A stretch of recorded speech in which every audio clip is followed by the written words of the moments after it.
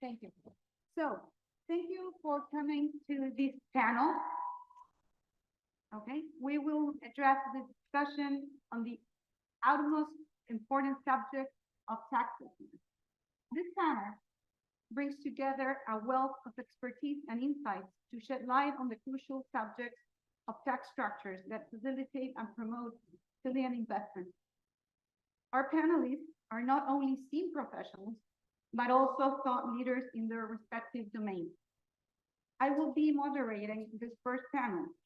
We are honored to have here Francisco Safi, the ambassador of Chile to the OECD.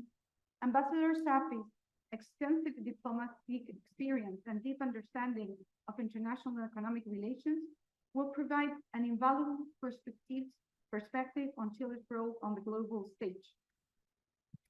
We also have here Mrs. Carla Maldonado, head of LATAM Anglo American. Carla has a privileged position as head of mining company. One cannot help but be curious about what she knows about considerations that happen when such large investments are discussed. As you may imagine, Claudia, head of Tax LATAM, overview an area in which Anglo American has major investments. Being in such position, Claudia will be able to enlighten us to understand the real tax implications of a mining company investing on our region and how and why countries are chosen or discarded from a tax perspective. We will also be having and welcome Mr. Andres Velasco. Professor Velasco, Dean of School of Public Policy of the London School of Economics and Political Science, is an accomplished economist and former Minister of Finance in Chile. He will be bringing a wealth of expertise in public policy and economic affairs, and his academic prowess and extensive knowledge of public policy will enrich our discussions, offering fresh insights into tax structures and their implications for investment. We are certainly very fortunate to have these incredible panelists with us. We will have a stimulation and informative discussion on an issue of paramount importance. So I encourage you all to actively engage. Please feel free to ask questions and contribute to the conversation. We will be discussing very deeply investment-friendly structures for our country. Please join me in extended warm welcome to our esteemed panelists, Ambassador Safi.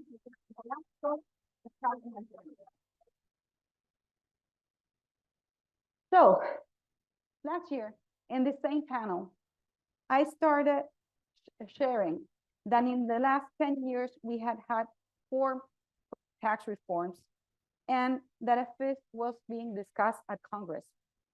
Today, we're a year later, and I can tell you that with those same 4 tax reforms, a reform project was finally rejected by Congress.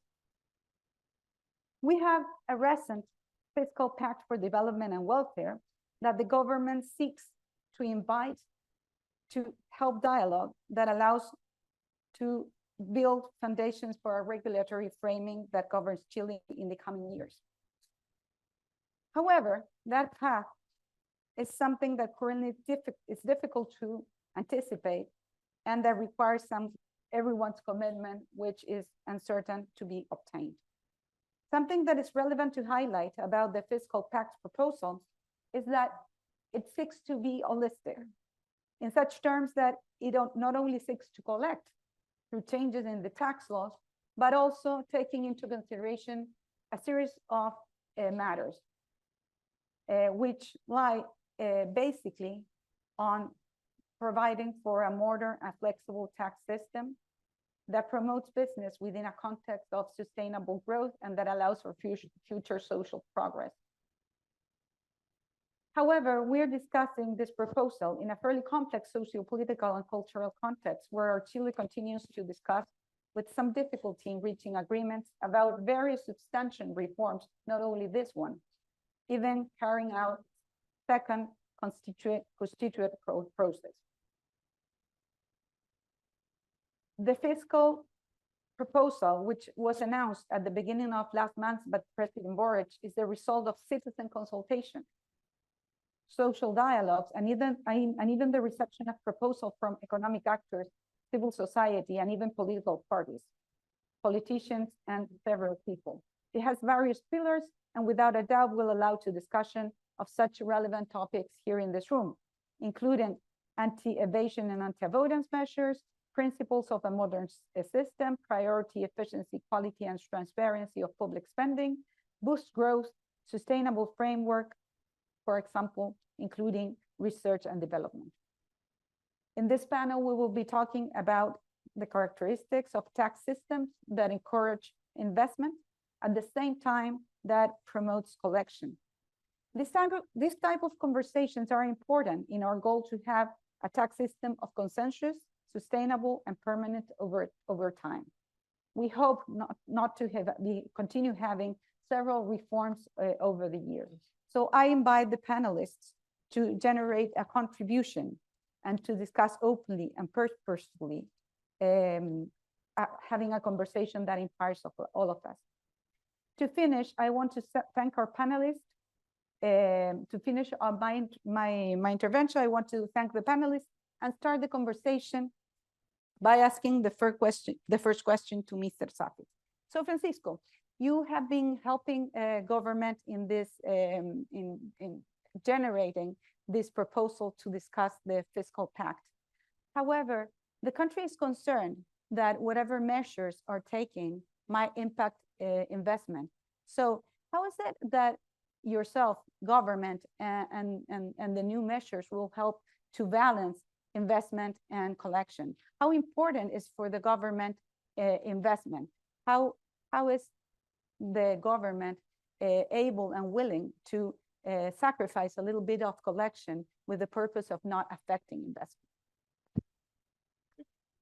Thank you, Macarena, for your presentation, and thank you, Carla, for being here, and Andres for sharing this.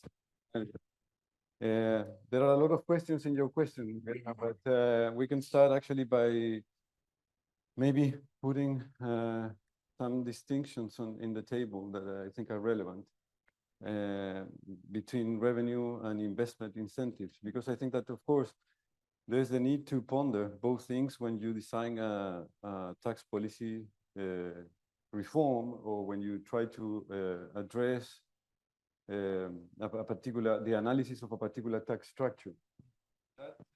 I can say, actually, based on my experience, is immediately one of your questions, that the government is concerned with investment, and that actually the social dialogues in which I was honored to participate and organize were heard by the policy makers and the Minister of Finance, and actually that was embodied in the fiscal pact, and where you see, of course, these three important pillars. Actually, one that is connected with achieving savings or improving our public spending. The second one that has to deal with economic growth and particular measures to increase economic activity. And the third one being the fiscal of the tax reform. So there you have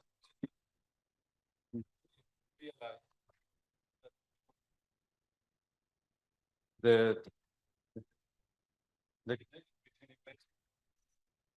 between investment, revenues, and economic growth. But at the same time, I think that something that we must not forget is that the economic situation in which the tax reform was proposed is one in which actually the government is in need of revenue.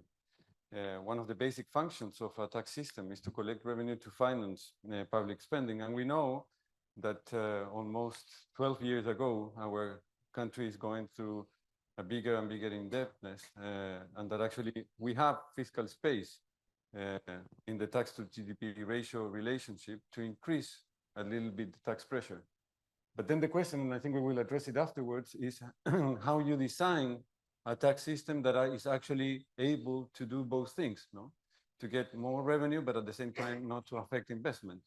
And maybe we can discuss a little bit later on those particular measures.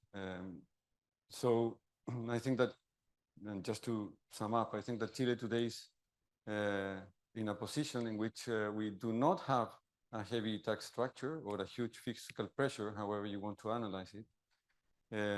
But we do have a problem by lack of resources to finance public spending. And then the tax reform is necessary in that perspective. I don't know if you want to get a little bit more into details on the different measures, but I think that that is a global issue in which actually the tax reform is debated or presented. But to be sure, the government is interested in public investment. You can see it not only in the discussion that we're having today on private investment, of course. Not only in the discussion that we will have here today, but also in the rest of the panels of the Chile. Actually, I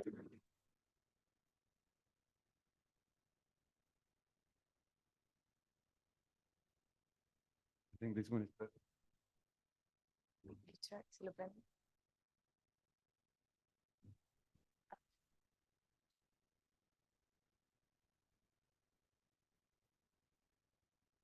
Okay. Okay, thank you. I can start again?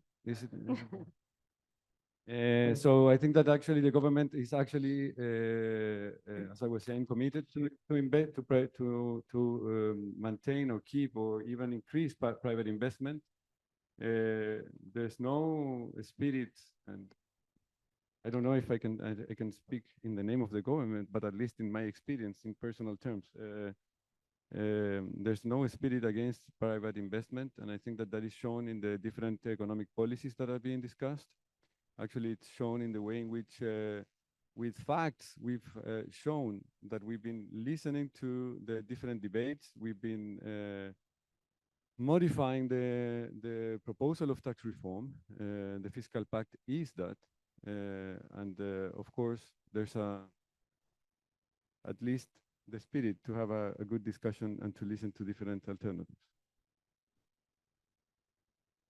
About measures. And however, I was hearing you and I was wondering about a country, because one interesting thing that happens in Chile, as you all know, is that we have elections with very different results, one from another. And a very recent one, the one of the people that are discussing the Constitution, is one that they provided a very conservative set of people.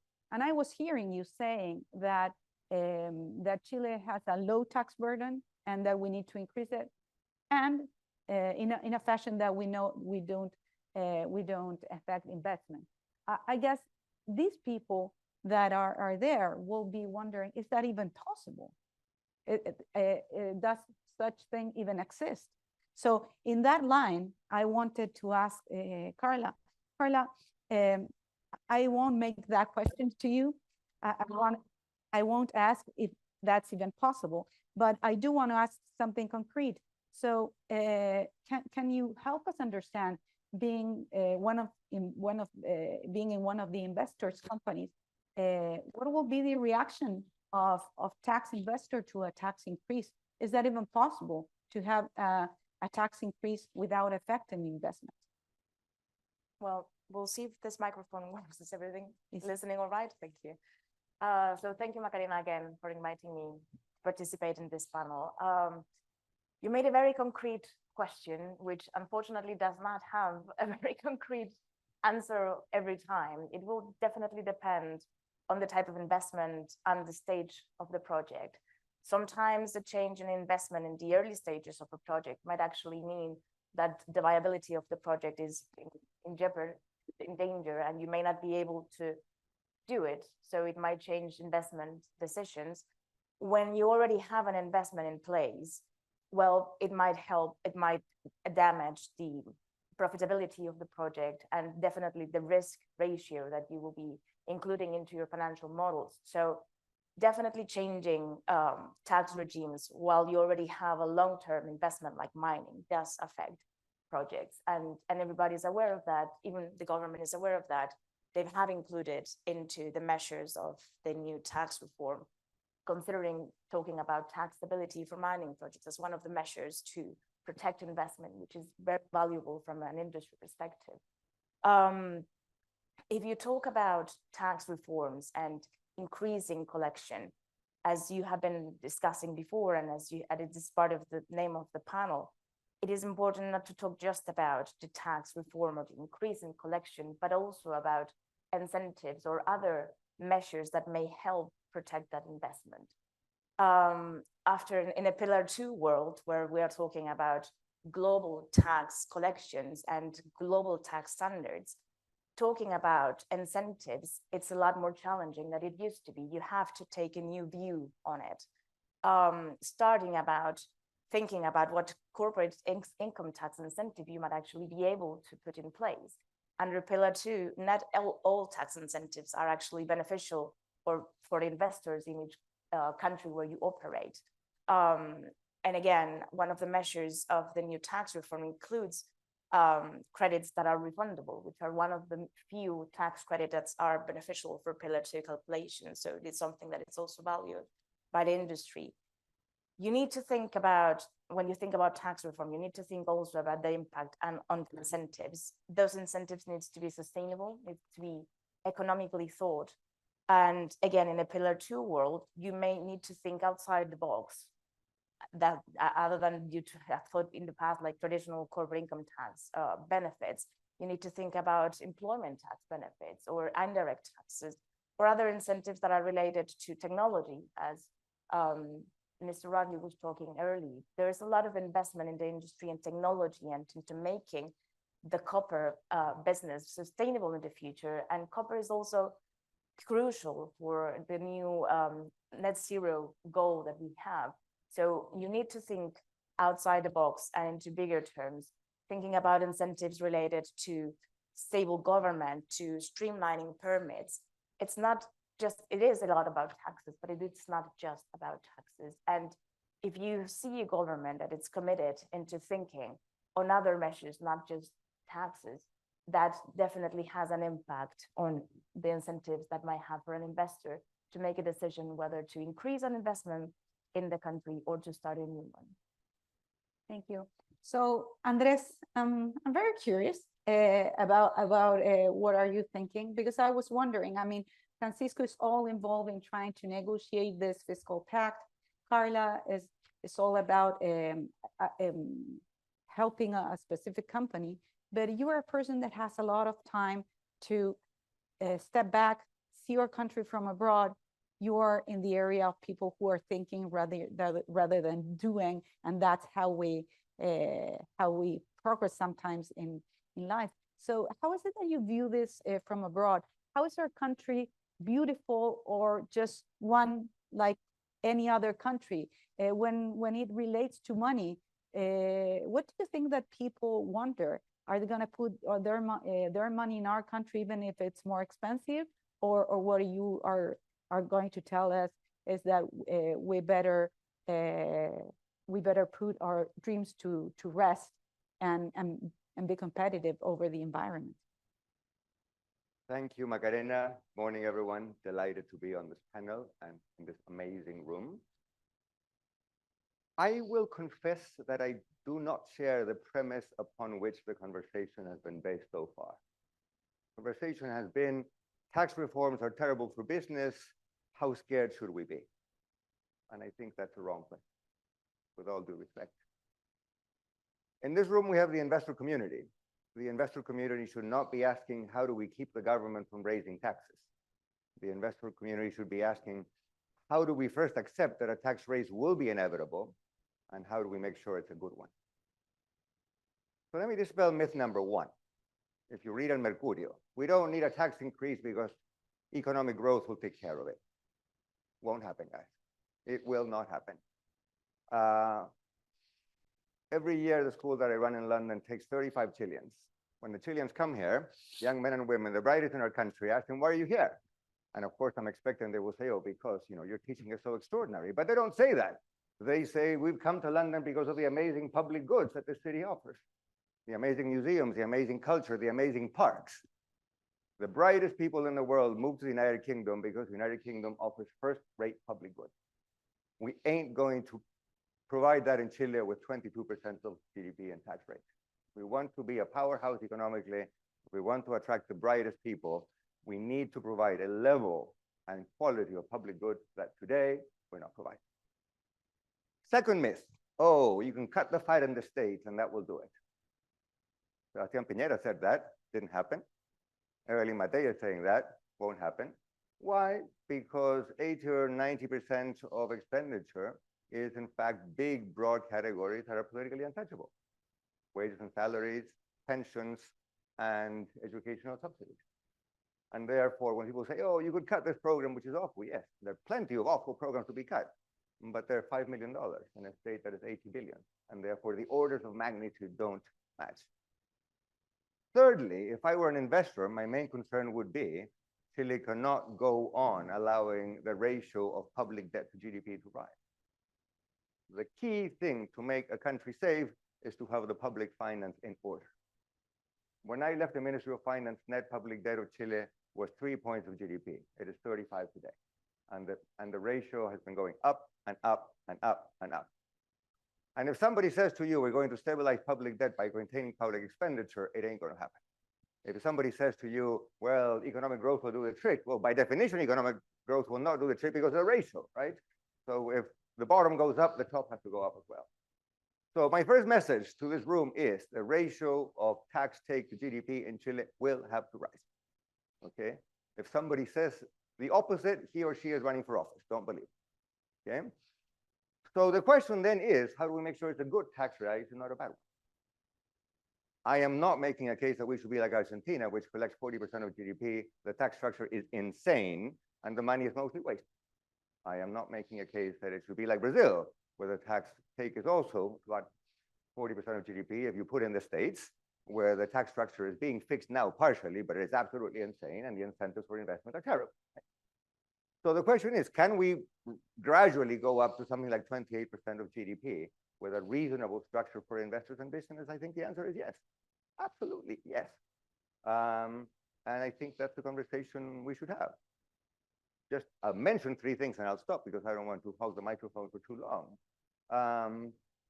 Taxation of fuels in Chile is absolutely insane. Very hard to change politically. I tried, I failed.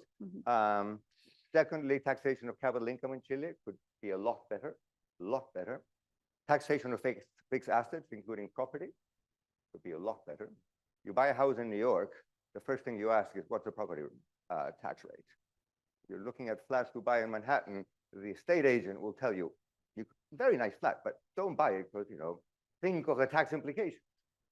I've never met somebody in Santiago de Chile who failed to buy a house because the impuesto patrimonial was too high. Therefore, there's a lot of room to improve. That is to say, what Republicanos proposed in the convention, multiply it by -1. We should do exactly the opposite. I cannot imagine a more idiotic, irresponsible, and demagogic proposal than the one that was put on the table. We want to have more property taxation for primera vivienda and segunda vivienda. The rest is simply irresponsible. It's very interesting what you say, Andres, and we cannot help but wonder because I mean the proposal needs to have wonder we must.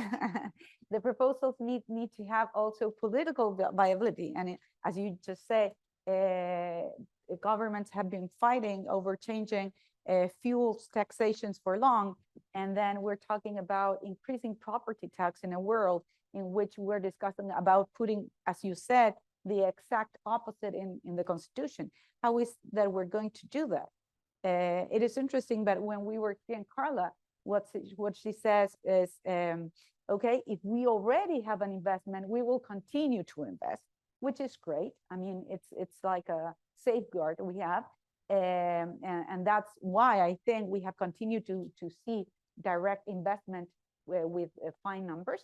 However, what I also hear is, well, but maybe we're not choosing your country again, which is somehow what has been happening. And we are in the last time, we have not been chosen particularly often to have new investment from abroad, which is concerning because as we all know, we need this new investment.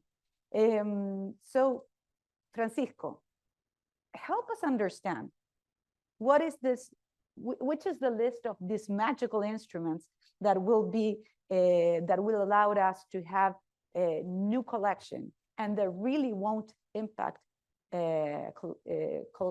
investment. Are you in line of what Andres was saying? Fuels and property, what are you thinking? What has government learned in this recent process? Well, first of all, I must say that actually I agree very much with what Carla and Andres were saying, and if you see the world in the eyes of what Carla was saying, that maybe is a bit cryptic to all of you, but of Pillar 2, that means the new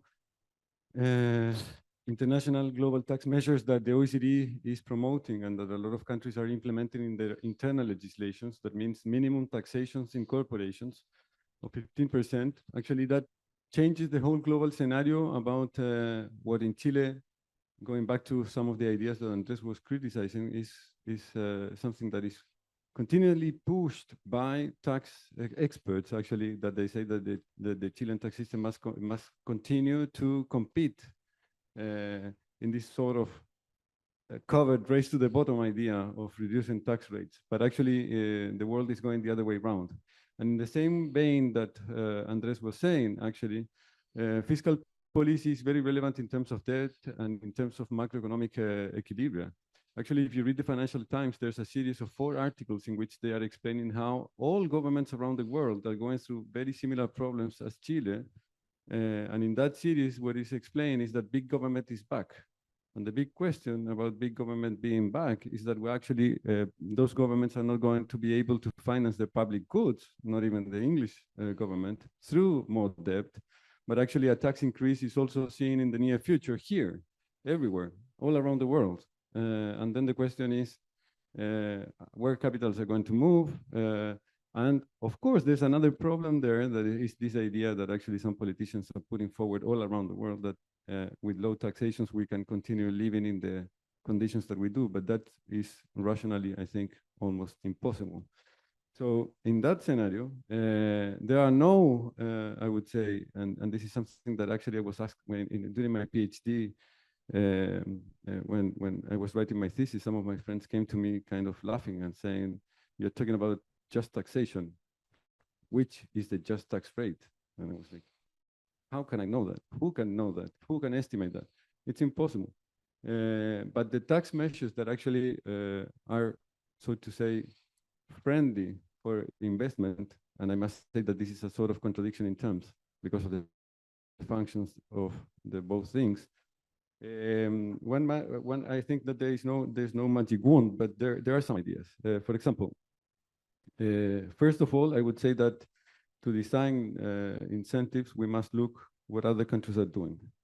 And here you can see 2 different approaches, one macro level and one micro level. In the macro level, when you analyze foreign direct investment in Chile, I think that what investors are seeing, and Carla was saying actually, are more than particular tax measures, are political and social conditions for investment that actually help those investments in a sort of political stability. And I think that the mining royalty debate was one good example of it. Then you have to see that actually, or you have to analyze, and Carla was also saying this very fast, but Pillar 2 implies that actually not all and sorry to speak a little bit longer in this, but actually it's a technical issue that it's important. Not all the measures that we put to incentivize investments in Chile are going to be helpful in the old traditional way. So if we just say, for example, we're going to create some exemptions for foreign direct investment or reduce tax rates without analyzing the way in which we are doing that in particular terms, it's going to be of no use for international companies, because Pillar 2 actually will say you cannot use those benefits in your residency country.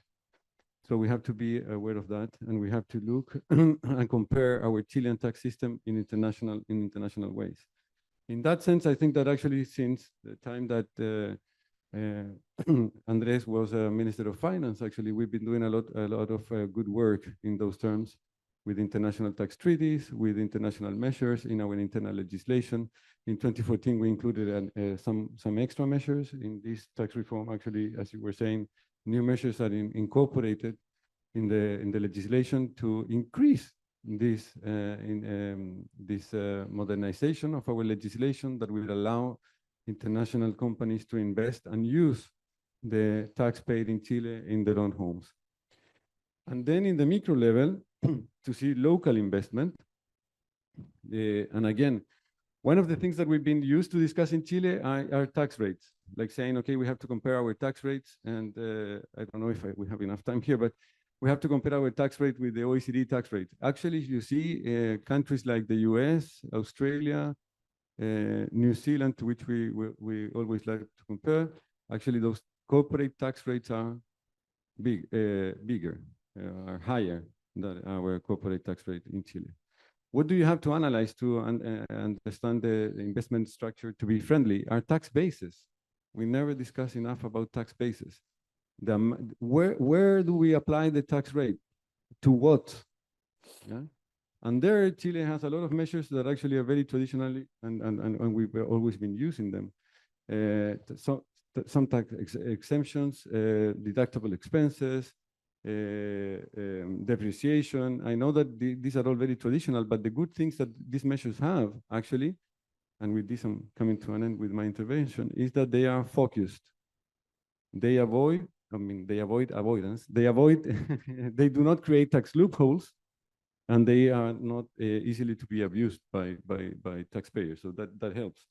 And finally, just to say some new things that actually are coming with the tax reform. And again, Carla was highlighting this, and I appreciate that. Thank you, Carla.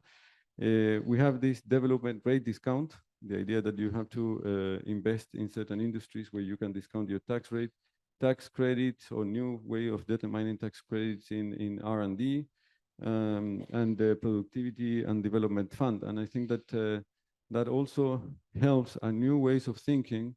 And the good thing that they have actually is that they are focalized. They are incentivizing very, very particular ways of investment, and they do not create a tax issue in the determination of the tax base.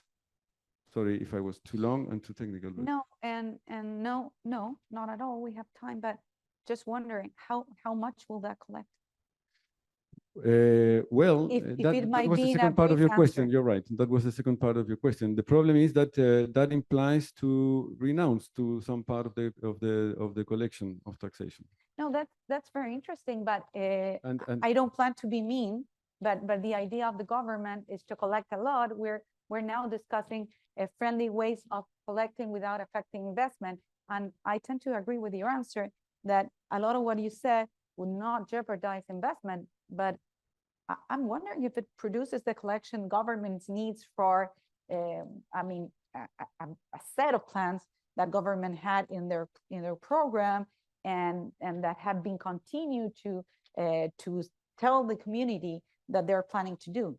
actually, your question is a great question, because one of the things that has been said in Chile mainly is that we oppose to an increase in taxes. And what Macarena is saying, and what I am saying, and what you can conclude from analyzing the proposals, is that there is actually no proposal to increase immediately income tax rates, for example, and the tax base. But the important thing is that the increase in revenues comes from other measures. Comes actually from a change, and if you see, comes 0.2 from the GDP, comes from the change in the structure of the income tax, from going from an integrated system to a disintegrated system, like in most countries around the world. Nothing strange or rare in that. And then the major increase in revenue, 1.6 of the GDP, comes from anti-avoidance and anti-evasion measures. Of course, again, maybe you can be mean here and say, how can you estimate that? And that estimation, of course, I would say started from a 7 points of GDP, from according to some studies, one particular study from Michel Llorat, And actually, you're being very conservative when you go down in your estimation of revenue from anti-avoidance and anti-evasion measures, and you just put 1.6 there. And that 1.6 actually can come from the decrease in VAT evasion and the increase of income tax recollection through anti-avoidance measures. So again, Magarena's question allows me or permits me to show you that actually when in the newspapers you read that some part of the country or part of the country does not agree with an increase in taxation in income tax rates or no queremos impuestos más altos a la renta, we don't want income taxes, higher income taxes. Well, the answer is, I don't know with whom you're discussing, because actually the tax reform and income taxation will bring more revenue through a change in the structure, not necessarily through a change in the rates or in the tax base. Mhm. It's interesting what you say, but one wonders though, because government is supposed to own the agenda anyway, the public agenda of the public discussion. So how is it that we're not discussing the real discussion that we're supposed to be discussing in that sense as well? Carla, so we're hearing a lot of conversation that might be on the theory side. So what is it you can share with us when you're in the investment side? What is the practical effect that this has had recently and that will have in the near future? We're not talking about super long term here. We're talking about a few years before now and a few years after now. What is the practical effect? Well, after the royalty bill, there is a practical effect of increasing the tax rate for the industry, which is true, and this has been discussed openly. And that puts Chile on a higher range if you compare Chile to other countries in terms of competitiveness. I think that speaking from the mining industry, it is very hard to just put the focus into the short term. It is a very long-term investment. And I think one of the main issues that we have been seeing is it's a long-term investment, and you experience regular changes in the tax regimes that you have mentioned at the beginning. We have seen 5 different reforms in the past years. So certainty is one of the most important things among what is considered when you make an investment. Sometimes certainty is even more important than the tax regime itself. And there's not enough reasons that you can consider to put that as part of the equation that you do at the beginning. And if you talk about competitiveness, you see that countries like Peru, which are right next to us, and it's countries that are receiving investment in mining, do have stability regimes. So you do have to think about certainty as one of the main factors to consider when talking about tax reform. Again, mining, it's a long-term industry. It gets a lot of time and it gets a lot of money until you start seeing revenue. So that's one thing that it's important to take into consideration. Another one where Chile has actually been very good at, and that you mentioned it before, Francisco, is consultation. If you're asking, one of the main impacts or what are the main consequences of these changes is that industry wants to be involved. We want to be part of the conversation. And that's something that has been done very well in Chile on the public consultation and also in the process of the royalty. And that is something that could be hopefully replicated in the region too. Consultation, it's important for us, and it's important for us to be part of the conversation because it gives insight on the business, and that actually might have an impact on the decisions that we're taking on the political side and on the tax political side, especially. So it is important for us to be part of it, and we're more than welcome to, and we're always happy to be part of the conversation through the industry, like the Mining Council, or even individually. Finally, I think, and if you think about the region, and again, the Pillar 2, and thank you, Francisco, for explaining, maybe I got too technical too fast. But collaboration among the region too, it's important. There is a forum in Colombia a couple of weeks ago that united all the countries of the region to talk about coordination and collaboration. So this provides also rules or information for companies to make investment decisions that are aligned that help you calculate your risk ratio and the returns that you will be obtaining from an investment. So collaboration and be aligned with the collaboration among the region and among other countries, aligning yourself with international standards and consultation are important for us. And finally, just to close, sometimes when we talk about tax reforms or tax incentives, you think about big bills to be sent to the government and big discussions on political tax considerations. There are other measures that are important for us too, that are not necessarily a big tax reform. Cooperative compliance, for example, it is in the focus of the Chilean tax authorities. It is very important also to sustain investment because it gives clarity and it gives certainty to the investors about what the tax day-to-day basis or day-to-day work will be. So that's also one of our focuses as a company. Thank you, Carla. Very interesting as well.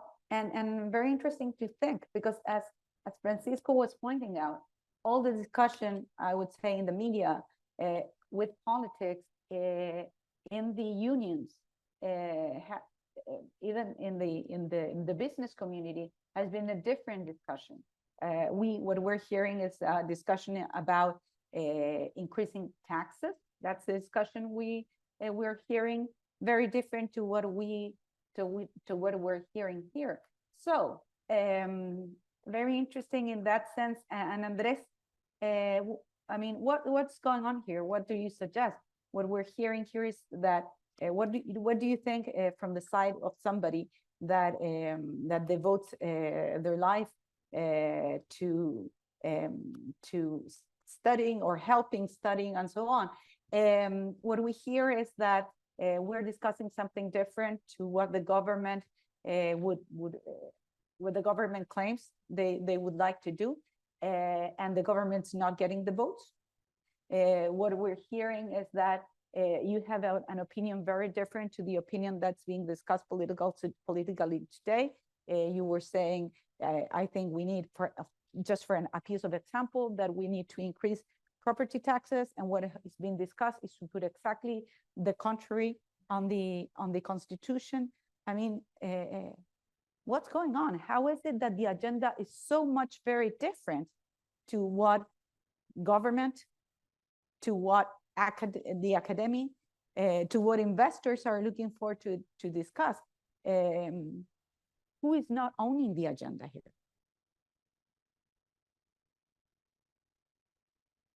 The beauty of having a panel like this in London and not in Santiago is that maybe for a second, we can get out of the game of ministers said this, the diputado said that, the press intervened, somebody tweeted. That discussion will not lead us anywhere. So I would invite you not to focus on whether the government said this and whether it will be feasible in the next 24 hours. We all know that policy and politics in Chile are very blocked today. Nobody has a majority in parliament. We have a second parliament, quote unquote, the Convención Constitucional. So in the next 48 hours, nothing will happen. And we have the benefit of not being in Santiago, being in London. So let's just raise our sights slightly and ask, what is it that we need? And then let us ask, well, how can we possibly get it? And of course, those are two very long subjects. I will not spend more than 2 minutes on each. What is it that we need? You know, it's the title of the panel. Can we have more taxation without tremendous distortion? The answer is obviously yes. Before we get to the politics, I mentioned a couple. Let me mention a couple more. Politically very difficult, but necessary. People in Chile don't pay income tax. The number of people in Chile who pay income tax is very, very low because the threshold for paying is very, very high. When I came to this country 5 years ago, one of the things that shocked me is that the people who work on my staff, assistants, secretaries, etc., who make salaries that are not particularly high, all pay 20%. The equivalent person in Chile pays 0 at a similar point in the income distribution. Is that easy to do? No. Should we think about it? Yes. One more thing about property taxes. 82% of properties in Chile don't pay property tax. because at some point in some budget discussion a long time ago at 3 a.m. to get the budget through, this was not even in my time, this was during Eizaguirre and Lagos, a couple of senators threw a fit and they settled the issue by changing the threshold. 82% of properties in Chile do not pay property tax. Valuation of property. Everybody says, oh, they did the reajuste in my house and it's so much more. Let's be honest, guys. No avalúo fiscal comes close to the actual market value, right? So there's a lot of room for doing things that are fairly obvious. Nobody wants to talk about them, but they're pretty obvious. Let us also be honest.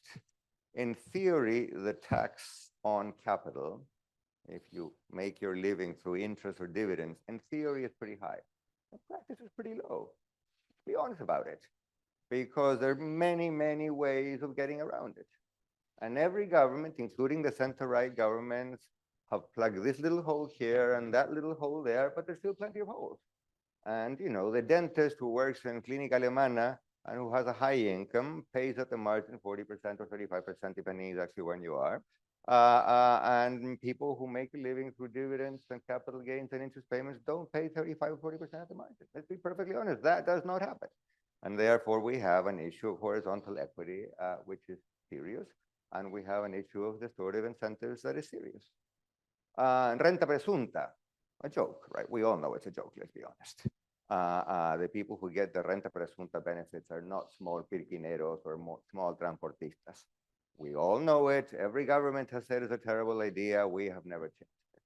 Diesel taxation, a joke.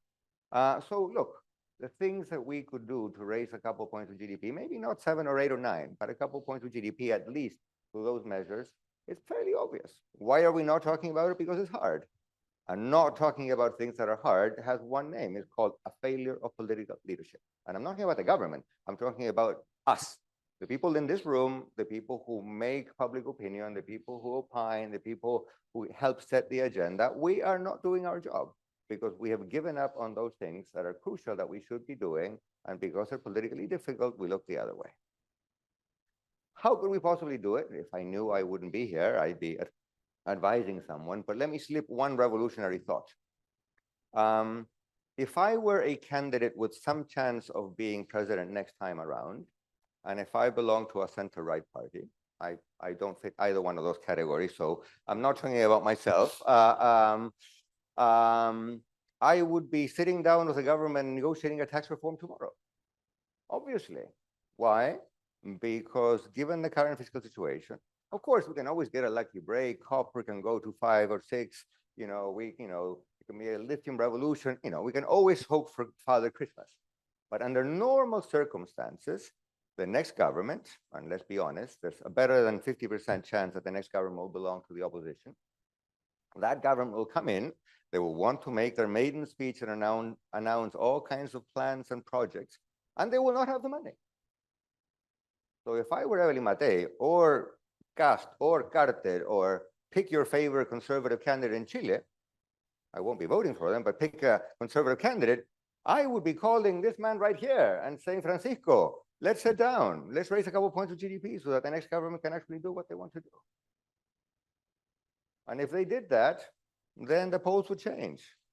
I don't think there's any evidence whatsoever the Chilean population would not countenance a couple more points of GDP. The rest of the stuff is just fluff that gets done and people repeat it and tweet it, and that creates a certain climate, and a certain climate allows people to say, oh, people don't. Of course, if you ask anybody, do you want more taxes? People will say, I don't want more taxes. Do you want to eat your vegetables? No, I don't like to eat my vegetables. You get up at 5 a.m. and exercise? No, I get up at 7 a.m. and exercise, right? There are lots of hard things in life that we don't like, but we need them. And the reason why we do them is that we have political leadership. And in Chile, we have abdicated political leadership. End of story.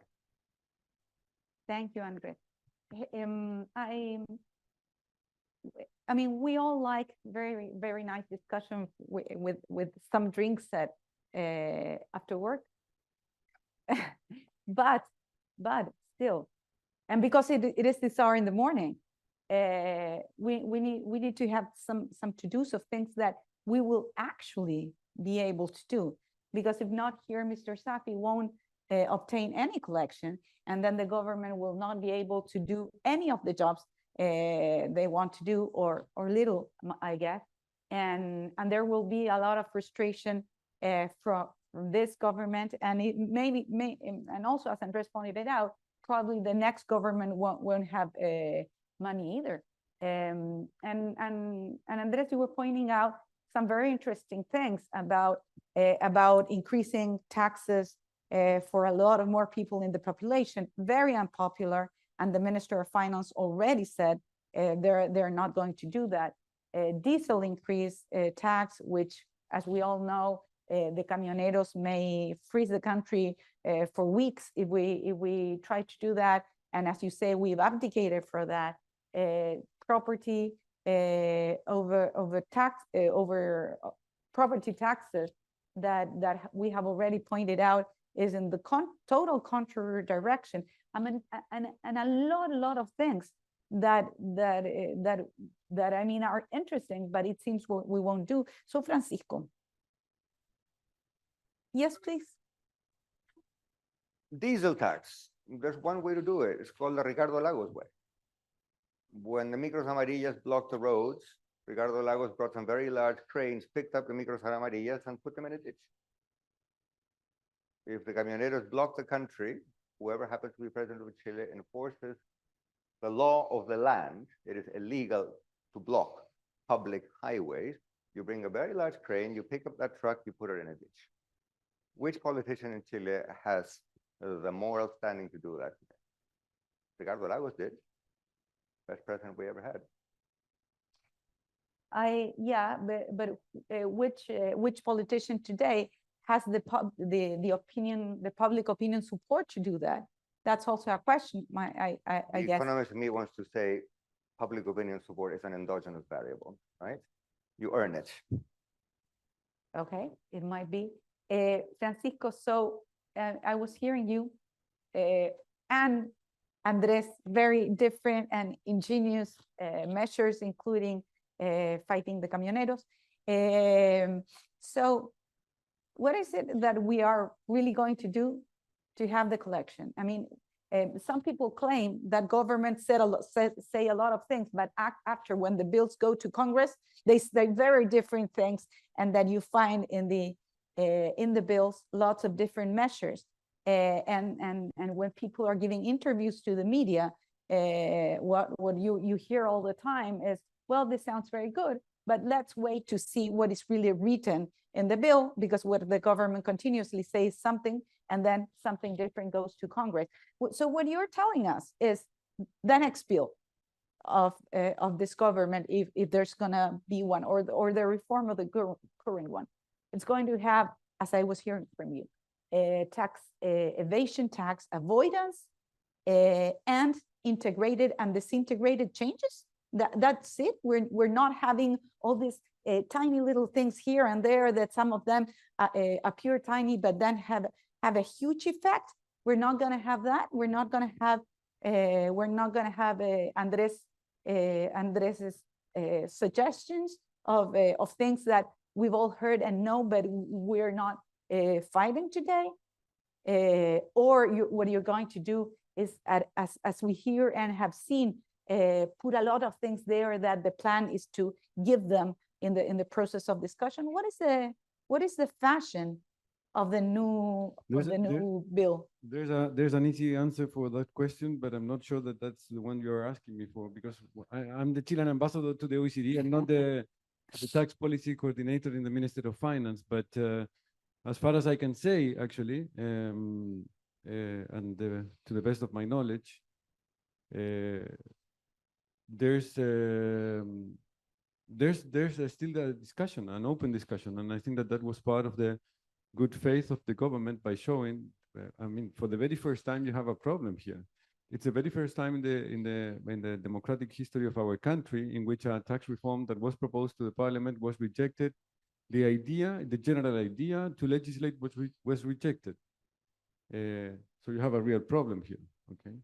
It's not like you can insist because you didn't have the votes in the Senate. So political reality demands from you to reopen the debate and the discussion.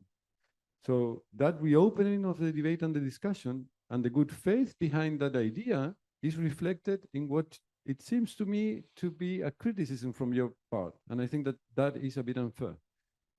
And it's a bit unfair precisely because what happened actually required a different sort of action from the government, and that action was put in place.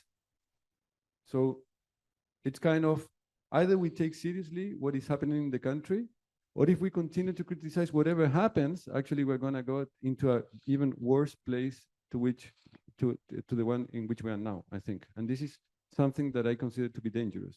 When Andres was saying that actually people who are in this room and are setting the agenda in the country are not the ones who are having, are responsible too of what is happening, I couldn't agree more.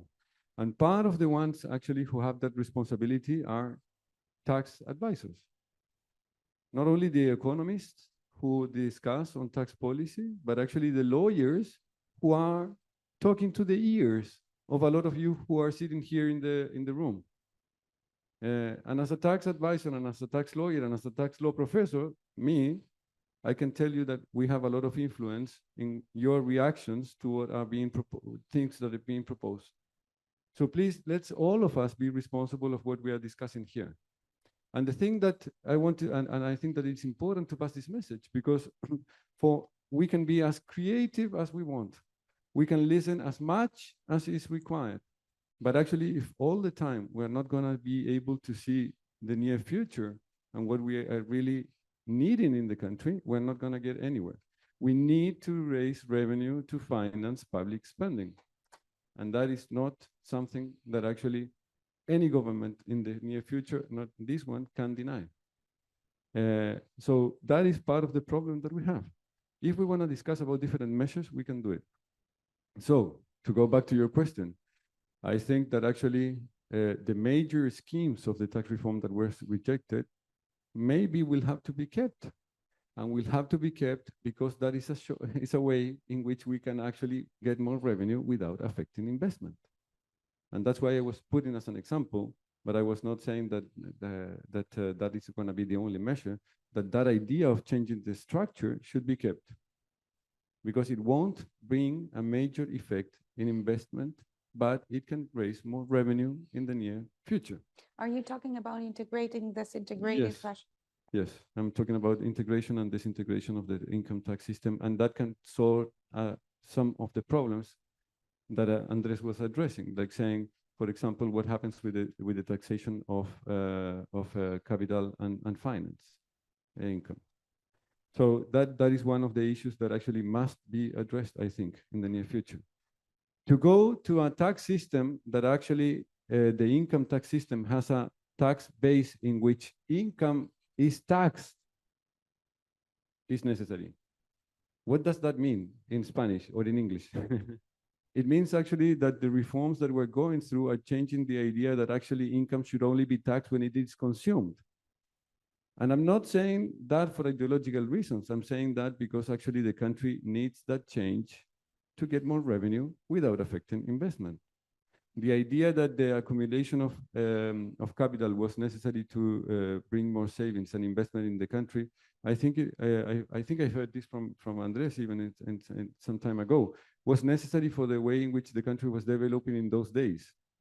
But to go to a tax reform that actually taxes income when it is produced is necessary.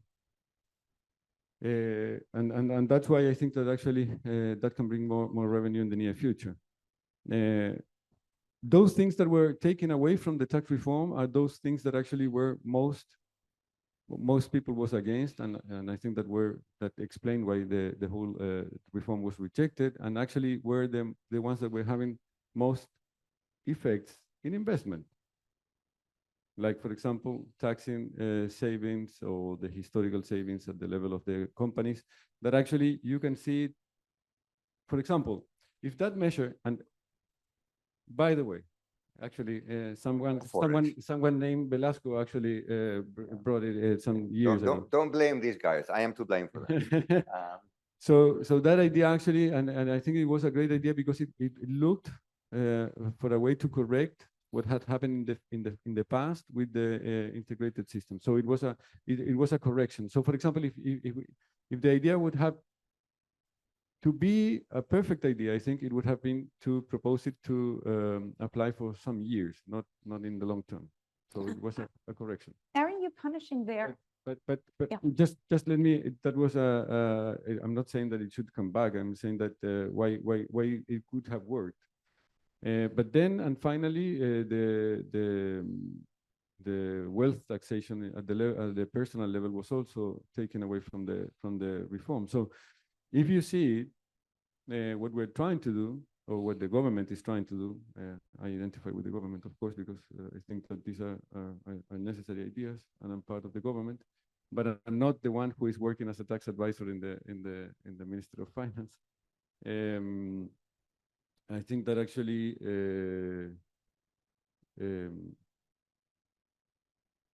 we're doing the best possible considering the political situation of the country, and that actually implies renouncing to some ideas, implies bringing new ideas to the table, but that doesn't mean that actually the problem disappears. And the problem is that we need more revenue to finance public spending. And just to put a note here, and I think that just to put an important note, the Minister of Finance was not against the idea of taxing more income from employment or work taxation. Actually, the problem there is, I think that where do you put the emphasis? Will you tax that group of people once you have a system that actually brings them some public benefits, or are you gonna ask them to be taxed under a promise of a better state? And actually, that is part of something that we also need to discuss, how we put that in place.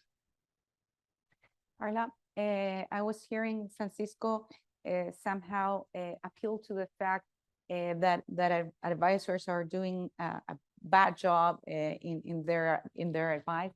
You are somehow an internal advisor for an investor. How is it, if you can share, and if there's an answer to this, what is the expected reaction of advisors, internal and external, to suggestions like let's go from an integrated system to a disintegrated system? How's that going to be received in the mining industry? How is it going to receive a measure that it states that their government will be, in whatever fashion it comes, harder on evasion and avoidance? Thank you for the question, and being fair to the question, this is the first time after the announcement that disintegration has, at least I've heard about it, so specifically being considered for the next tax reform. It has always been discussed, but the announcement was very general. So I think there are very different angles that you can answer that question. I think the first one, and the one that I've been mentioning before, is consultation to the industry. Mining industry, again, is a very long-term investment. It requires a massive investment at the beginning so that you can start seeing on revenues very years after that.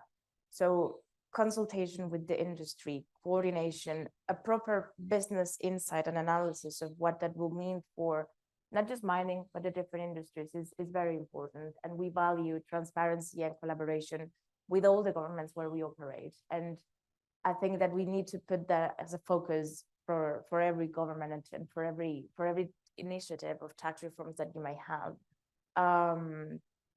Again, tax reforms and changes into the tax rates have an effect into the returns that you may have in a project, even an ongoing one, especially on ones that on some of them that hasn't even started. So having clear rules, having transparency and collaboration with the government beforehand and while the process or the reform is being analyzed is very important. And I think the government is making a good example of that, from the general citizen consultation processes that they've been doing with the ones with the industry. And again, Anglo American is very much committed into participating into those initiatives. Thank you. Sorry, can I, one second. I'm not saying that it's gonna come, right? Please don't put those words in my mouth, but I'm saying that that is part of the discussion because I think it's important in the way in which it can bring revenue without affecting investment. And that's the support of the idea. And can I just say something else? I want to let you know, actually, a very detailed way, the way in which we are going through these debates, because for the OECD time, a tax reform is being discussed bottom up. And they say that actually this is the way in which things should move forward in the future. Discussions that actually, because of all the rest of the political debates that we're going through, the crisis of democracy, the problems of legitimation that Macarena was talking before, like, okay, who leads the agenda? Tax reforms are not going from the bottom up, from the bottom down, from the top down, sorry, anymore so easily. So this is also part of the important things that we're trying to do. And I think it's something that we must also value in Chile. Thank you.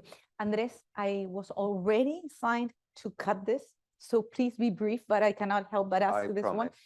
promise. Andres, you are the father of the baby of tax to food that we heard back in time when you were more in politics than in the academy.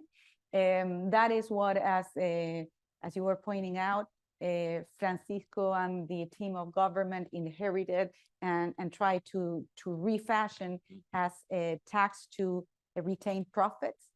Aren't you, in your original idea and also in the inherited one, trying to punish people who are doing good things for everyone? Because what I hear from you and from Francisco is that you're willing to put a tax to the food, or what we are hearing now, tax to the retained profit, in a way in which you are doing that with the people that are actually withdrawing a significant and important amount of profit, as well as for people that are not doing that, as opposed to only affecting people who are not abusing of the tax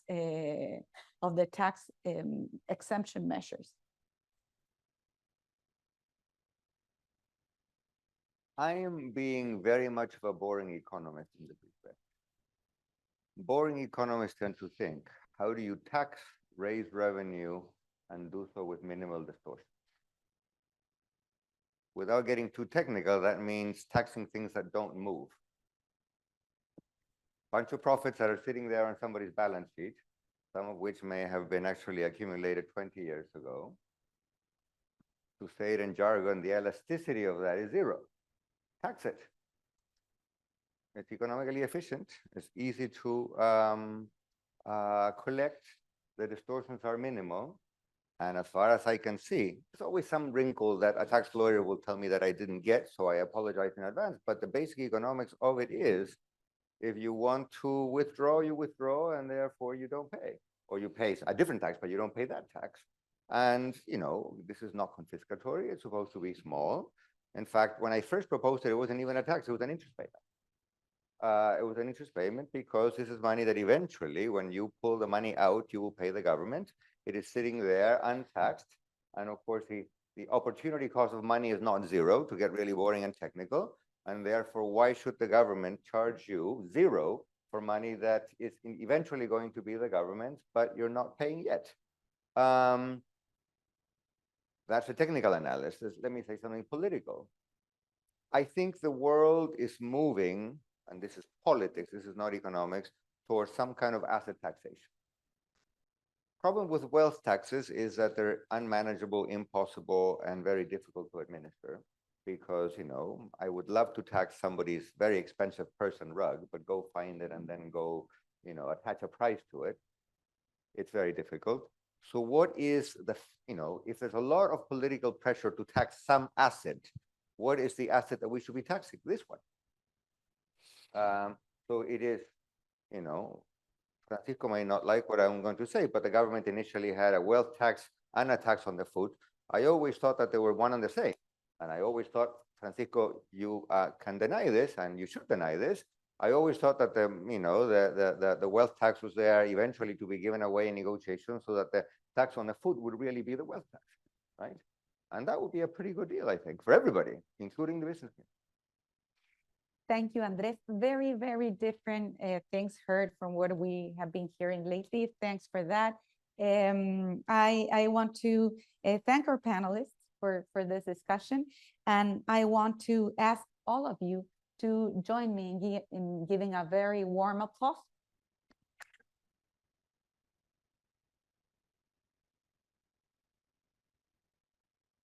Thank to all of you. Lastly, I wanted to remind you that we next have the panel on green mining in the Gladstone Library. Don't miss the panel. We will have Minister Marcel, Mr. Ruben Fernandez from Anglo American, James Bell from BHP, Ivana Arriagada from Antofagasta Minerals, and Mr. David Gallagher, who would be leading the discussion. See you there.